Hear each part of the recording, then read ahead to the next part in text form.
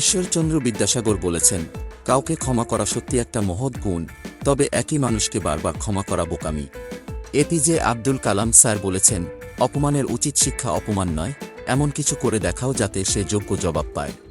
বিশ্বকবি রবি ঠাকুর বলেছেন, রাগ, অভিমান, ভালোবাসা বোঝার ক্ষমতা সবার কাছে থাকে না। মাদার টেরেজা বলেছেন, যে মানুষ অন্যের অনুভূতির মূল্য দিতে জানে না, সে কখনো কাউকে ভালোবাসতে পারে না। এপিজে আব্দুল কালাম স্যার বলেছেন, এক কথায় সেটাকেই সাফল্য বলা হয় যখন তোমার স্বাক্ষর অটোগ্রাফে পরিণত হবে। শেক্সপিয়ার বলেছেন, দুঃখ কখনো একা আসে না, সে দল বেঁধে আসে। মহাত্মা গান্ধী বলেছেন, নিজের যোগ্যতার চেয়ে কম যোগ্যতার মানুষকে ভালোবাসুন, সে আপনাকে অনেক বেশি মূল্য দেবে। এপিজে আব্দুল কালাম স্যার বলেছেন, সম্পর্ক তৈরি করার আগে নিশ্চিত হও আপনি তার কাছে প্রিয়জন নাকি প্রয়োজন। জ্যাক মা বলেছেন, পৃথিবীকে বদলাতে চাইলে আগে নিজেকে বদলাও। নেতাজি সুভাষচন্দ্র বসু বলেছেন, অনুভূতি, ভালোবাসা, মায়া এসব যত কম প্রকাশ করবেন, আঘাত করার মানুষ তত কম পাবেন। আচার্য চাণক্য বলেছেন, আঘাত ভোলা সহজ কিন্তু অপমান ভোলা সহজ নয়। এপিজে আব্দুল কালাম স্যার বলেছেন, ভালোবাসতে গেলে টাকার প্রয়োজন হয় না, প্রয়োজন হয় একটা ভালো মানুষের। মা শারদাময়ী বলেছেন, সবসময় অন্যের কল্যাণ করার চেষ্টা করুন, দেখবেন নিজে থেকেই ঈশ্বর আপনাকে কল্যাণ করবেন। স্বামী বিবেকানন্দ বলেছেন, উদ্দেশ্য ছাড়া কেউ কাছে আসে না, স্বার্থ ছাড়া কেউ পাশে থাকে না। বিশ্বকবি রবি ঠাকুর বলেছেন, সুন্দর বলে কিছু হয় না, তুমি যাকে যত বেশি ভালোবাসবে তাকে তত বেশি সুন্দর মনে হবে। নেতাজি সুভাষচন্দ্র বসু বলেছেন, যদি রাস্তাটা ঠিক হয় তবে সফলতা নিশ্চয়ই পাওয়া যাবে।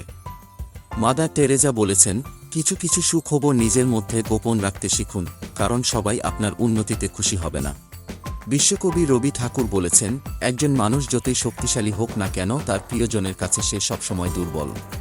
এপিজে আব্দুল কালাম স্যার বলেছেন, রাগ কমাতে শেখো, না হলে অনেক ভালো ভালো সম্পর্ক খুব সহজে নষ্ট হয়ে যায়। স্বামী বিবেকানন্দ বলেছেন, লোক কি ভাববে তা ভেবে বসে থাকো না, মনে রাখবে জীবনটা তোমার লোকের না। নেলসন ম্যান্ডেলা বলেছেন, ধৈর্য ধরো, সবার সময় চিরকাল একরকম থাকে না, তোমারও ভাগ্যের চাকা একদিন ঠিক ঘুরবে। আলবার্ট আইনস্টাইন বলেছেন, জীবন বাইসাইকেল চালানোর মতো একটা ব্যাপার, পড়ে যেতে না চাইলে তোমাকে সামনে চলতে হবে। স্টিফেন হকিং বলেছেন, জীবন যেমনই কঠিন হোক না কেন, অবশ্যই এমন কিছু আছে যা তুমি করতে পারবে এবং সে কাজে তুমি সফল হবে। হুমায়ুন আহমেদ বলেছেন, জীবন সহজ নয়, জটিলও নয়, জীবন জীবনের মতো, আমরাই একে সহজ করি, জটিল করি। রবীন্দ্রনাথ ঠাকুর বলেছেন, শত শত আঘাতের পরেও মুখে হাসি রেখে পথ চলার নামই জীবন। স্টিফেন হকিং বলেছেন, জীবনটা খুবই ছন্দহীন হয়ে যেত যদি জীবনে কোনো হাসি ঠাট্টা না থাকত। হুমায়ুন আজাদ বলেছেন, সৎ মানুষ মাত্রই নিঃসঙ্গ, আর সকলের আক্রমণের লক্ষ্যবস্তু। হুমায়ুন আহমেদ বলেছেন, জীবনে কিছু কিছু প্রশ্ন থাকে যার উত্তর কখনো মেলে না, কিছু কিছু ভুল থাকে যা শোধরানো যায় না, আর কিছু কিছু কষ্ট থাকে যা কাউকে বলা যায় না। হুইটিয়ার বলেছেন, জীবনের প্রতিটি সিঁড়িতে পা রেখে ওপরে ওঠা উচিত, ডিঙিয়ে উঠলে পড়ে যাওয়ার সম্ভাবনা বেশি।